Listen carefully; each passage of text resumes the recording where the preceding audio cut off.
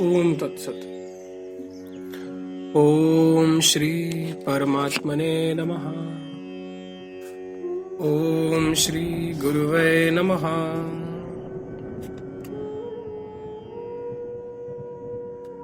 भगवान विष्णु का पाताल में जाना और शंख ध्वनि से प्रहलाद को प्रबुद्ध करके उन्हें तत्व ज्ञान का उपदेश देना। प्रहलाद द्वारा भगवान का पूजन। भगवान का प्रहलाद को दैत्य राज्य पर अभिषिक्त करके कर्तव्य का उपदेश देकर क्षीर सागर को लौट जाना। आख्यान का उत्तम फल। जीवन मुक्तों के व्युत्थान का हेतु और पुरुषार्थ की शक्ति का कथन। श्री वशिष्ठ जी कहते हैं, रघुनंदन, जब जगद रूपी रत्नों के आकर तथा त्रैलोक्य रूपी अद्भुत पदार्थों का प्रदर्शन करने वाले भगवान विष्णु ने चंद्र किरण सदृश शीतल वाणी द्वारा इस प्रकार कहा, तब जिसके नेत्र कमल आनंदवश प्रफुल्लित हो उठे थे तथा जिसने मनन क्रम ग्रहण कर लिया था, उस धैर्यशाली प्रहलाद नामक देह ने हर्ष पूर्वक यूं कहना आरंभ किया।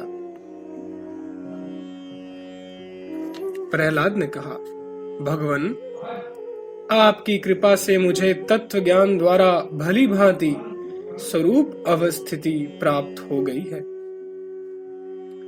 जिससे मैं समाधि अथवा व्युत्थान अवस्था दोनों में वास्तविक रूप से सदा ही सम हूं।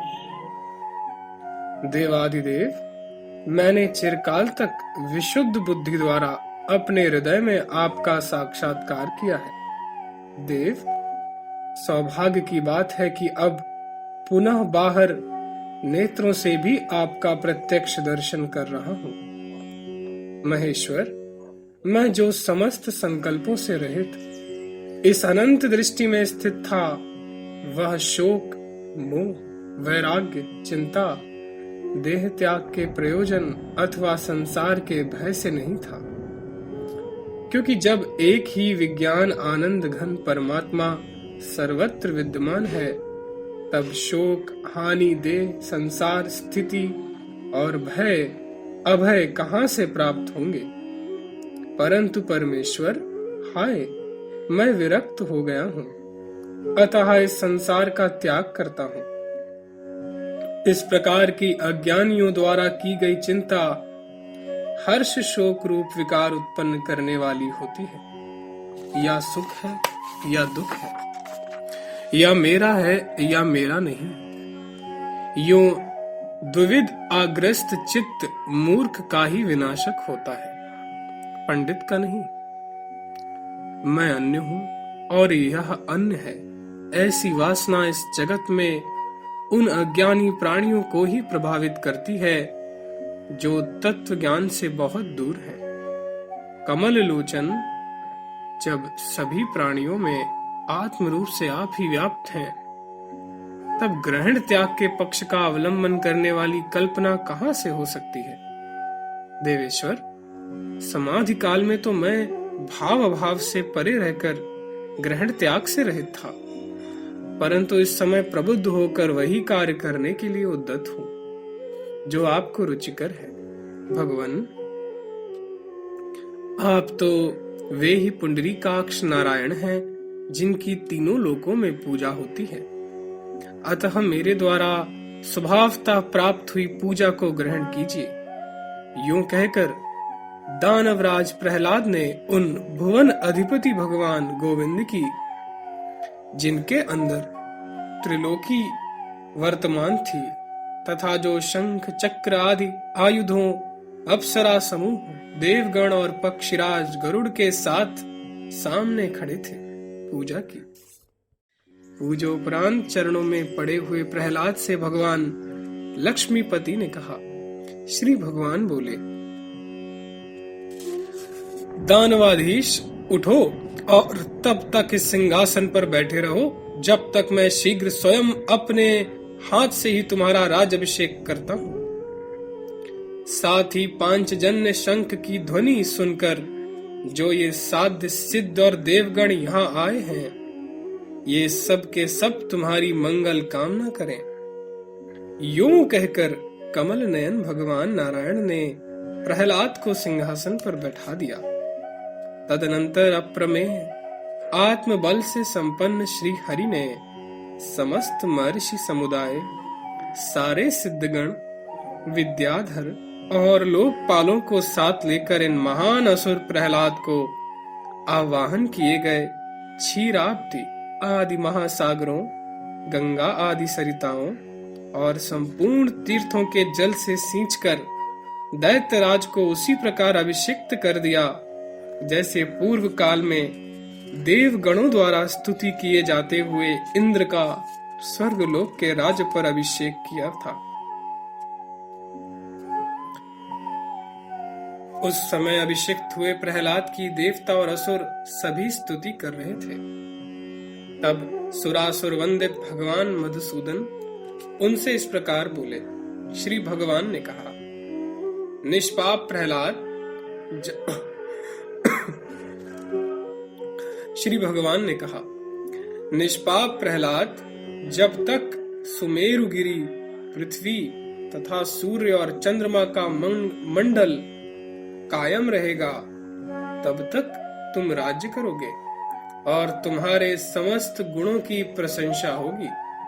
तुम राग, भय और क्रोध से रहित होकर इष्ट अनिष्ट फलों का परित्याग करके समता युक्त बुद्धि से इस राज्य का भली भांति पालन करो। शत्रु, प्रजा आदि के ऊपर निग्रह, अनुग्रह आदि यथा अवसर प्राप्त हुई दृष्टियों से देश, काल और क्रिया के अनुरूप प्राप्त हुई कर्तव्य का तुम न्याय पूर्वक पालन करो और राग, द्वेष आदि विषमता का त्याग करके समबुद्धि बने रहो। आत्मा देह से अतिरिक्त है, इस भाव से लाभ हानि में सम तथा इदंता ममता से रहित कार्य करते हुए भी तुम इस जगत में बंधन को नहीं प्राप्त होगे। जगत व्यवहार को तो तुमने देख ही लिया है और उस अनुपम परम पद का अनुभव भी तुम्हें प्राप्त हो गया है। इस प्रकार तुम्हें देश, काल अनुरूप सभी वस्तुएं ज्ञात है। अब दूसरा और क्या उपदेश दिया जाए, अर्थात व्यवहार और परमार्थ दोनों में तुम कुशल हो, अतः अब तुम्हें उपदेश की आवश्यकता नहीं। राग, भय और क्रोध से रहित तुम्हारे राजा होने पर अब देवताओं द्वारा प्राप्त दुख न असुरों में टिक सकेगा और न उनका संहार ही कर सकेगा। आज से देवताओं और दानवों का युद्ध नहीं होगा, जिससे जगत स्वस्थ हो जाएगा। श्री वशिष्ठ जी कहते हैं, वत्स राम, प्रहलाद से ऐसा कहकर कमल नयन भगवान नारायण देवता, किन्नर और मनुष्यों के साथ उस दैत्य सदन से चल पड़े। उस समय प्रहलाद आदि असुर पीछे से उन पर अंजलि भर भर कर पुष्पों की वर्षा कर रहे थे, जिससे गरुड़ के पंख का पिछला भाग पुष्पों से आच्छादित हो गया। इस प्रकार क्रमशः चलते हुए वे क्षीर सागर के तट पर जा पहुंचे। वहां उन्होंने देवगणों को विदा कर दिया और स्वयं शेष शैया पर स्थित हो गए। इस प्रकार शेष शैया पर विष्णु, स्वर्गलोक में देवताओं सहित इंद्र और पाताल में दानवराज प्रहलाद तीनों संताप रहित होकर स्थित हुए। श्री राम, प्रहलाद की ज्ञान प्राप्ति संपूर्ण पापों का विनाश करने वाली तथा अमृत के समान शीतल है। उसका वर्णन मैंने तुम्हें सुना दिया। संसार में जो मनुष्य, चाहे वे घोर से घोर पातकी ही क्यों न हो, विवेक पूर्वक उसका विचार करेंगे, वे शीघ्र ही परम पद को प्राप्त हो जाएंगे। अज्ञान ही पाप कहलाता है और उस अज्ञान का नाश विवेक पूर्वक विचार करने से होता है। इसलिए पाप का समूह समूल विनाश करने वाले विचार का परित्याग नहीं करना चाहिए। प्रहलाद की इस सिद्धि का विवेक पूर्वक विचार करने वाले लोगों के पूर्व के 7 जन्मों में किए हुए पाप नष्ट हो जाते हैं, इसमें संशय नहीं।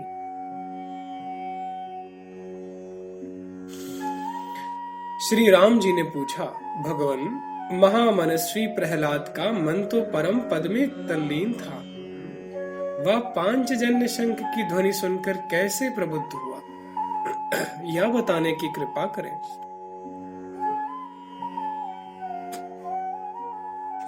श्री वशिष्ठ जी ने कहा, निर्दोष स्वरूप वाले राम, लोक में 2 प्रकार की मुक्ति होती है। एक सदेह मुक्ति अर्थात जीवन मुक्ति, और दूसरी विदेह मुक्ति। इन दोनों का विभाग इस प्रकार है, सुनो। जिस अनासक्त बुद्धि वाले पुरुष की इष्ट अनिष्ट कर्मों के ग्रहण त्याग में अपनी कोई इच्छा नहीं रहती, अर्थात जिसकी इच्छा का सर्वथा अभाव हो गया है, ऐसे पुरुष की स्थिति को तुम जीवन मुक्त अवस्था सदैव मुक्ति समझो। फिर देह का विनाश होने पर पुनर्जन्म से रहित हुई वही जीवन मुक्ति विदेह मुक्ति कही गई है। श्री राम, जिन्हें विदेह मुक्ति की प्राप्ति हो गई है, वे फिर जन्म धारण करके दृश्यता को नहीं प्राप्त होते। ठीक उसी तरह जैसे भुना हुआ बीज जमता नहीं। महाबाहु राम, प्रहलाद के अंतःकरण में शुद्ध सत्वमयी वासना स्थित थी। वह शंख ध्वनि होते ही उद्बुद्ध हो उठी। अपनी उसी वासना से प्रहलाद को बोध प्राप्त हुआ था। श्री हरि ही समस्त प्राणियों के आत्मा है, इसलिए उनके मन में जैसा संकल्प होता है, वह शीघ्र ही उसी रूप में मूर्त हो जाता है, क्योंकि परमात्मा ही सबके कारण है। भगवान वासुदेव ने जो ही ऐसा संकल्प किया कि प्रहलाद प्रबुद्ध हो जाए, त्यों ही वह क्षण मात्र में उठ बैठा। अर्थात भगवान के संकल्प से ही प्रहलाद पांचजन्य शंख की ध्वनि से प्रबुद्ध हो गया। भगवान वासुदेव ने निजी स्वार्थ के बिना ही प्राणियों के कल्याण के हेतु अपने आत्मा में ही जगत की सृष्टि के लिए विष्णु रूप से शरीर धारण किया है। परमात्मा के साक्षात्कार से शीघ्र ही भगवान माधव का दर्शन प्राप्त हो जाता है, और उन माधव की आराधना से शीघ्र ही निर्गुण निराकार परमात्मा का साक्षात्कार हो जाता है। श्री राम जी ने पूछा,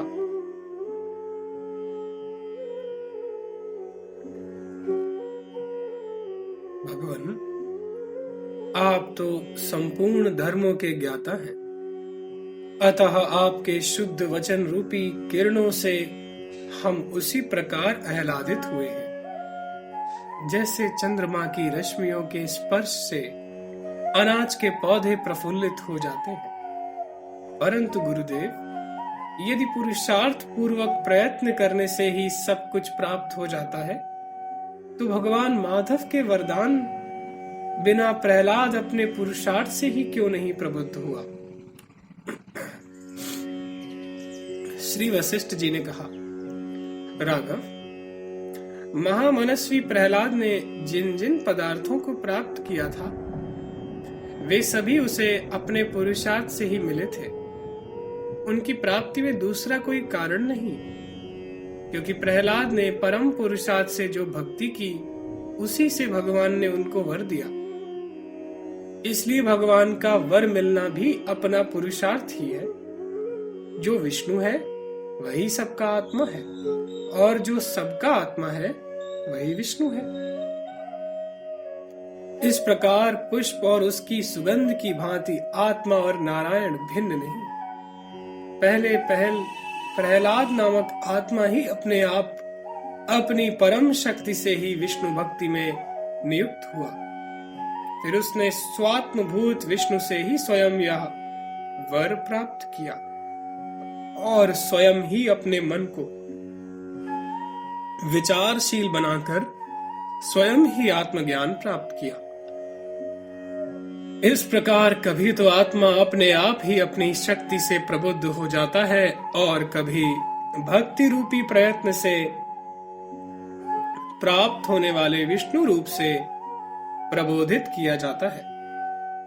इसलिए किसी को जहां कहीं भी जो कुछ प्राप्त होता है वह सब उसे अपने सामर्थ्य रूप प्रयत्न से ही मिलता है। कहीं भी किसी अन्य कारण से उसकी प्राप्ति नहीं हो सकती। ओम तत्सत, ओम तत्सत, ओम तत्सत।